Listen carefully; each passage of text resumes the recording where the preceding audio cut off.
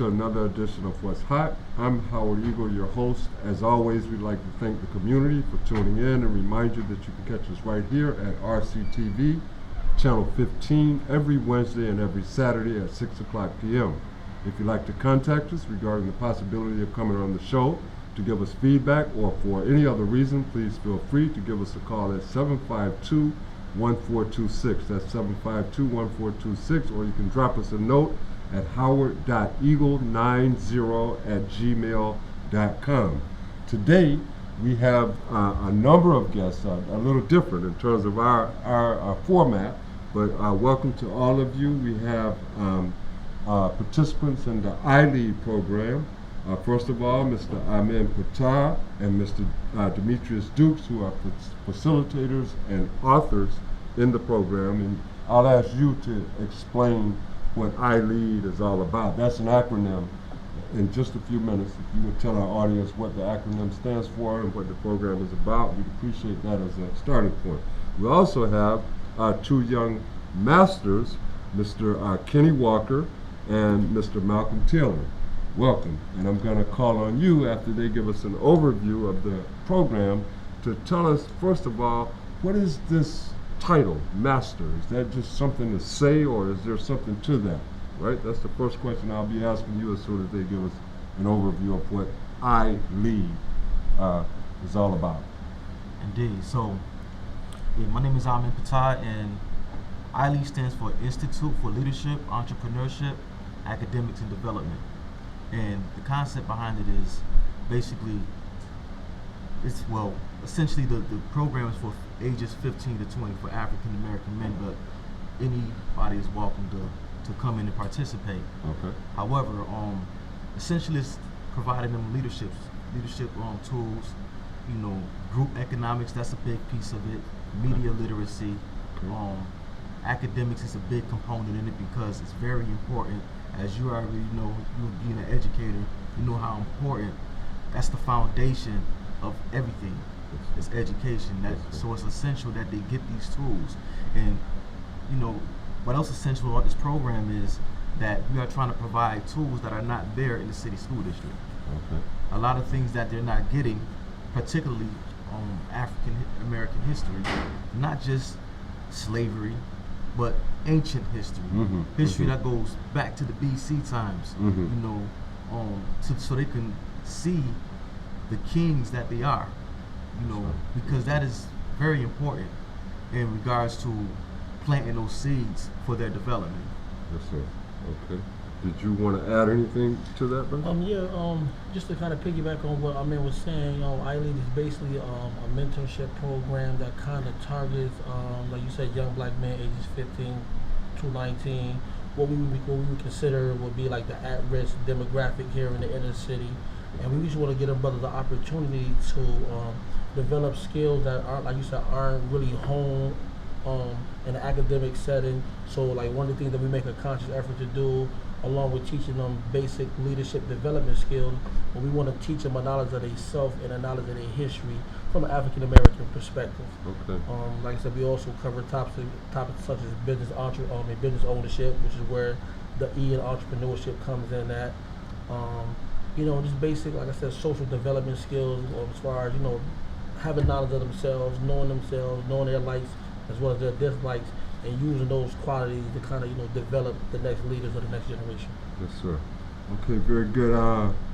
Masters Kenny Walker and Malcolm Taylor, right, are participants in the program, and you have been participants from the beginning. Is that right? Yes, sir.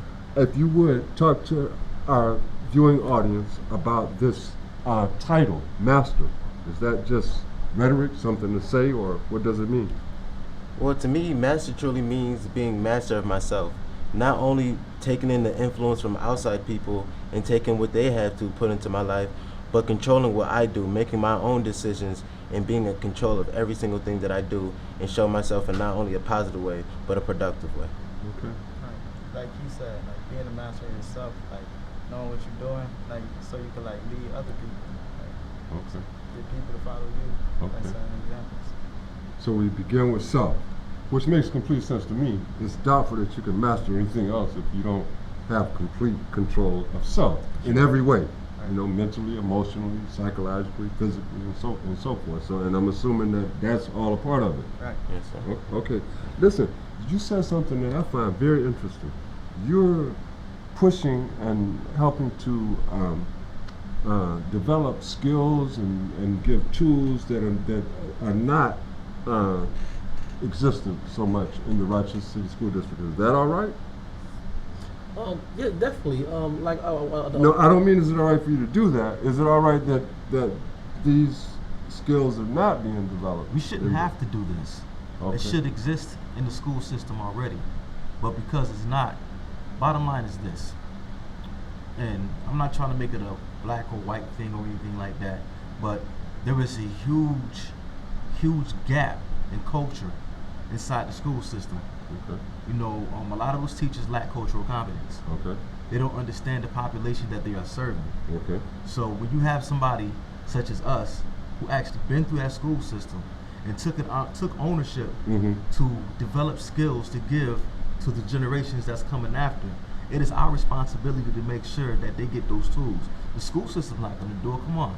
There's 91% of black boys that are not graduating. 91%. Mm-hmm.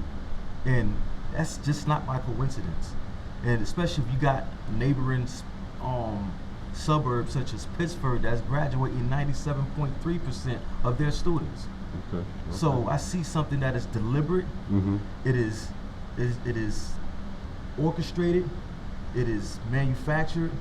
And because I see it, because not just me, but because I lead facilitators see it, Mm-hmm. we have a responsibility. Okay. And that is to give them that fruit, give them that food that they need, that they're not getting inside the school system. Okay. I didn't mean to cut you off. Did you want to add anything? Oh, I just man. wanted to make sure you understood my question. Right. I mean, he basically said it really well. Okay. Basically, I believe that with leadership comes responsibility. Okay. With intelligence comes responsibility. Okay. And I feel like the facilitators of the program, myself, Brother Amen, and the other brother, Nate Brown, I feel like what we can do cohesively, what we do is we try to fill in the blanks of what's being left out. You know what I'm saying? For the masters from a community perspective. Okay. You know, because at the end of the day, even though we're all the facilitators, we're looking for a communal effort. You know, in regards to mentoring and developing these young masters. So even though it started with iLead, we're looking for help from the community. Anybody that wants to be a part of the program, even though it's primarily for young black men ages 15 to 19, women are allowed to come and sit and give their input. Anybody in the community can come. Okay. Actually.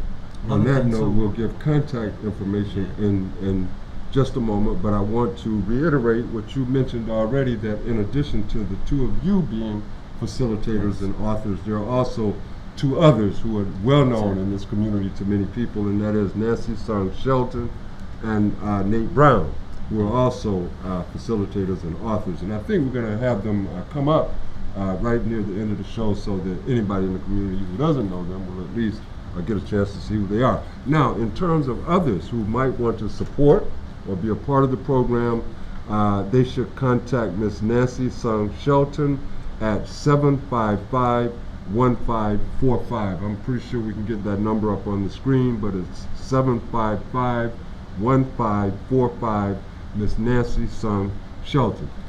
I want to ask in just a moment, I want us to sort of go through my understanding is this is a 12-week program, 12 sessions. I want us to talk a little bit about what happens in those sessions and so forth. And I'm going to ask you later what you've learned so far. You're in about session 9 or Yes. right now. I'm going to ask you about some of the things you've learned. But I want you to, if you would, say something about this issue that Brother Patah raised in terms of the importance of teachers understanding culturally who they're teaching, knowing something about the young people who they're teaching. Because you will get many educators who will say, oh, that don't matter, children are children. What do you think? I would say, like, you don't really want to participate if, like, you can't, like, trust your teachers. Okay. Like, because it's just not right. Speak up Don't just a feel little right. bit. It just don't feel right. Okay, doesn't feel right. If people... It make you angry. Say it again? It makes you angry. Okay, all right. You want to add anything to that? It's just a piece of how we're controlled by our peers. We can't truly understand what we do completely unless we're being taught by someone of our own ethnicity. Most of the teachers we see are white in a sense, and especially the school that I go to, Wheatland Chili, the school entirely is predominantly white. There's a total of probably 30 black people in that entire school. So everything that we do is controlled by their culture and things like that. And so this program really holds me down to being tied back to my culture in a sense, instead of being left out at my school. I understand. Yeah, being sort of isolated, I imagine. But even if people are not of the same ethnicity or the same race and so forth, it still becomes, would you agree, it still becomes important for them to understand Right. historically, culturally, who it is that's standing before you. In fact, we know that. There's miles of research that shows that's important for you to understand the culture, the history. Not only understand it, but appreciate it. Of anybody that you're trying to educate. We know that's important. Let's talk a little bit. As I said, I'm going to come back to you and have you talk to us about some of the things you've learned so far and what you anticipate learning into the future. But first, can we sort of talk about the various sessions and the intent, the specific intent in terms of some of the types of skills that you're trying to help strengthen and develop and so forth? Indeed. Yeah, this is the perfect time to mention this as well. Nancy Sun Shelton, this is her brainchild. Okay. You know, she actually called upon us to help her with this curriculum. Okay. You know, so Okay. basically she had the skeleton. She just needed the meat to be Okay. placed on the bones. Okay. And essentially, when these sessions were fleshed out, we were brought in to put the meat in these sessions. Okay. Okay, so Okay. session one is let me introduce myself, and as agrees to help participants to acquire a better understanding of their self-identity, self-concept, self-worth, and where they fit in the world. And essentially, in this first session right here, we had researched each person's name Okay. that was inside each master, should I say. Okay. And we researched the background of their names and we gave it to them so they can study it and understand where the origins of their name, the etymology of their names come from. Okay. Sessions 2 and 3, TKO, thinking, knowing, and owning. And that's to provide a narrative of African American history from the African American perspective and to assist in providing a sense of identity, vision, and direction. The concept behind this is basically before we get into the other sessions, because as you can see, everything is strategic. Okay. So this right here is providing the foundation. You got to know yourself. You got to know your history. You got to know That's the starting what happened. point. Exactly. You got to know what happened in your past, because everything that happens in the past reflects what's going on now. History is alive and present. Yes, sir. Yes, Real sir. talk. And it's active in us. Yes, sir. Everything from our birth, but even the history of a race. Mm, So mhm. when you being provided your history as a race, and I'm not just talking about slavery because that's oppressive, Yes, sir. but you provided the history of you being king, of you actually being a heir to a throne. It provides self-confidence. It gives you self-worth. Like, okay, my whole depressive, I wasn't always a slave. I was once this king, and I'm still a king. I was born in this. I'm saying it's in my bloodline. So after that's 2 sessions. Matter of fact, session 4 is keeping it fresh. Okay. Keeping it fresh is about mental hygiene as well as physical hygiene. Psychologically, we have to be fit in order to, make ways into society. Yes, sir. Exactly. So everybody that we connect with, we have to be able to, not just be clean on the outer, but it starts Yes, sir. here. Yes, sir. Yes, sir. You can't be clean here Yes, sir. without being clean here. Yes, sir. So that's what that's about. Okay. It's also a component of sex ed, sexual education to it in that as well, because that's very important when it comes to hygiene. Of course. Paper in my pocket. My man Demetrius can talk about that. Okay. Well, yeah, actually, sessions 5 and 6 were actually about the importance of wealth building. Okay. We talked about the difference between a job and a career. Okay. We also talked about the difference between wealth building. We got into the basics of like banking, financing, teaching them how to, you know what I'm saying, put together a budget sheet, Okay. because that's also very important. Of course. Because like I said, the E in I Lead is entrepreneurship. Okay. You know, and it takes seed money to start a business. Yes, sir. You know, a lot of the times, most people start their businesses for money that they earn from a job. So, you know, we went over interviewing skills. We did some mock job interviews. Okay. And just to touch on what he was saying about session 4 about keeping it fresh, we also touched on the importance of dressing for success. Okay. You know, dressing for success, but still adding your own little swag to it. I mean, at the end of the day, we still want these masters to always have a sense of self. Okay. Yes, You know what I mean? yes, So even if yes, they have on a tuxedo, Yes. they want to throw on some ups with it or something. Yes, sir. You know, that's okay, Okay. basically. Yes, So, yes. yeah, Okay. absolutely. Okay. So, All right. So you don't put the tuxedo on and then begin to speak differently than you normally speak and so forth, right? You don't. That's not the idea, right? Nah. You still we are want who to you are. but we want to be mindful of, you know, how we articulate ourselves. Exactly. you Yes, know, sir. But Yes, sir. at the same Yes, sir. time, we Well, want it's to remain us all interesting the because time. proper English is not necessarily the same thing as being proper, Exactly. right? right, There- that's there's right, a that's right. distinction. That's true. We can speak English properly and still be ourselves, That's That's true. right? We can't do that. Let me turn to asking the two of you. What are some of the most valuable kinds of lessons that you've learned so far? You know, the things that you've drawn from this program and your expectations as you move forward. I learned how to think things through all the way. 'Cause, Oh, like, okay. Speak up just a little bit. Before I got in the program, Because my well, I'll tell you mind what was- we're going to teach you next. How to speak up. Sorry, he's so Speak up just a little bit. Before I got in the program, like my mind was like elsewhere, like, but it like helped me get back to like you can't be tripping because it's real and you will mess up real quick and you're gonna regret it. Okay, so it's helped you bring focus. Yeah. All right, I don't want to put words in your mouth, but that's I what I know. think I'm hearing. Yeah. Okay, all right, help you get more focus. Especially with this session being part 2 of our media program of what we're talking about, it taught me, and especially most of the others, how to not let social media and the things that we see put psychological locks on what we do. We can't let everything that we see control our basic lives, the way we talk, the way we dress, and everything like that. Okay. So the impact of institutions, particularly, and in this case, we're talking about the institution of media, mass media, and particularly as it relates to, I imagine, advertising and so forth.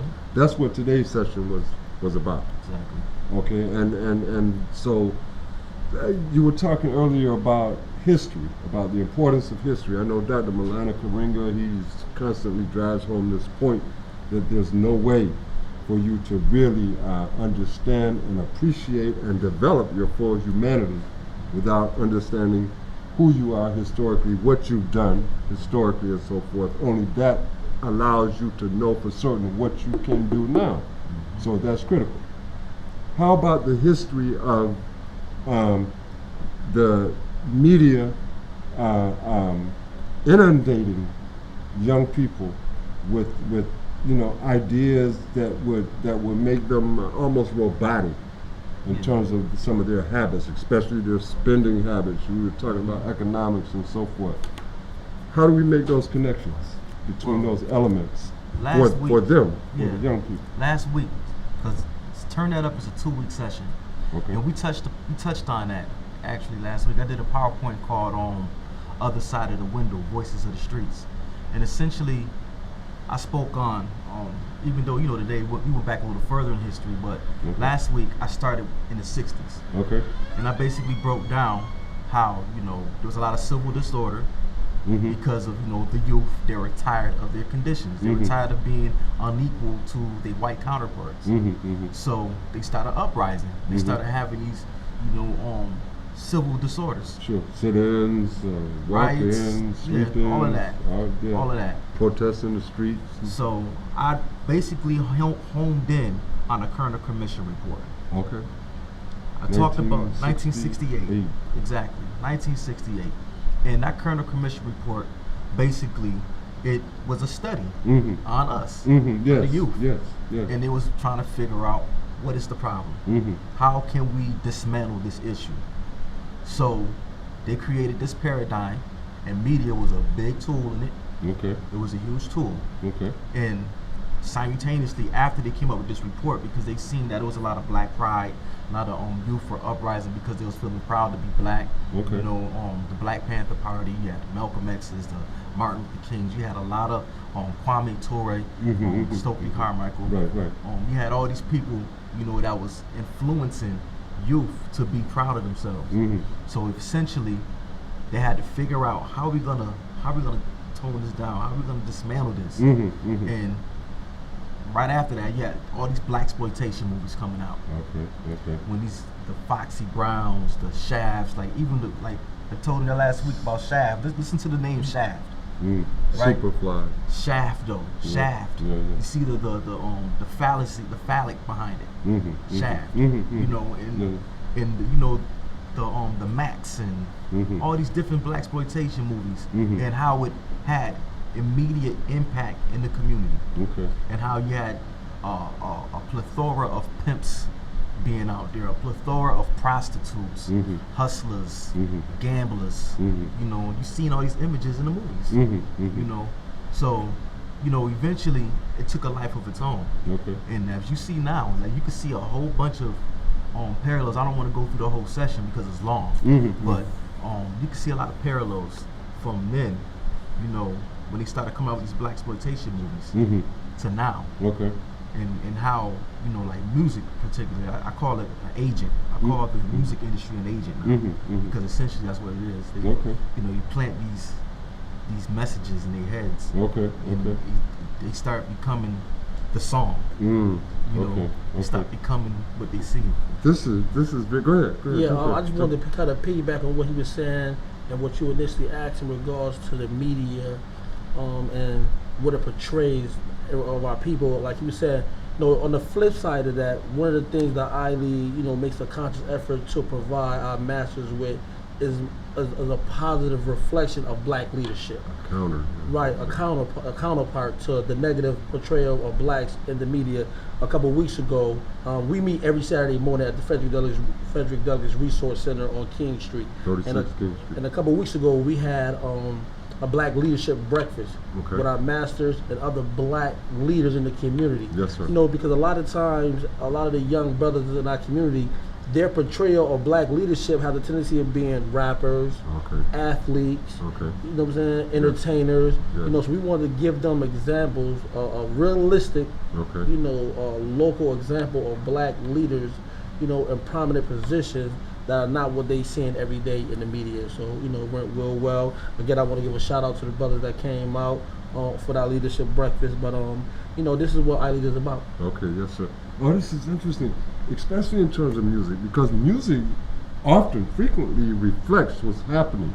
In the 1960s, when the students were protesting and uprising and so forth, we had conscious music. Yes. You got James Brown saying, Black and I'm proud, right? You got the Impressions, keep on, move on up there, keep on pushing. Yes. And so that the music reflected what was happening. Yes. Does that mean then, young folk, that the music today that we're listening to reflects what's happening?